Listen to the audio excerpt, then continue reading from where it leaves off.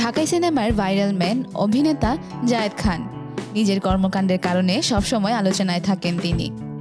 যতটা অভিনয় করেন তার চাইতে বেশি তার ঘটনা। জায়েদ খান মানেই ভাইরাল কিছু। শোনা যায় একটি অনুষ্ঠানে নাচতে গিয়ে ভুলে যান স্টেপ, তার জায়গায় দিয়ে বসেন ডিগবাজি। এরপর থেকেই তুমুল ভাইরাল জায়েদ খানের ডিগবাজি। যেখানে যান ডিগবাজি দেন, নয়তো এই প্রসঙ্গে কথা বলেন।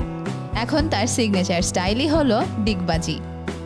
এবার সেই ডিগবাজি নিয়ে অভিনব এক প্রতিযোগিতার আয়োজন করেছেন জায়েদ খানের গ্রামের বাড়ির পিরোজপুরের বাসিন্দারা। ডিগবাজি নিয়ে প্রতিযোগিতার আয়োজন করেছেন তারা। প্রতিযোগিতায় অংশ নেন অনেকেই।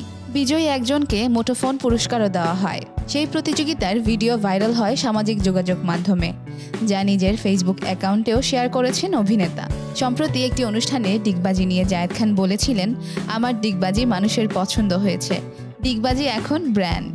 আমি বিভিন্ন দেশে শো করতে গেছি, এত কষ্ট করে নাচছি, খুশি না, দর্শকেরা শুধু ডিগবাজির জন্য চিৎকার দিতে থাকে।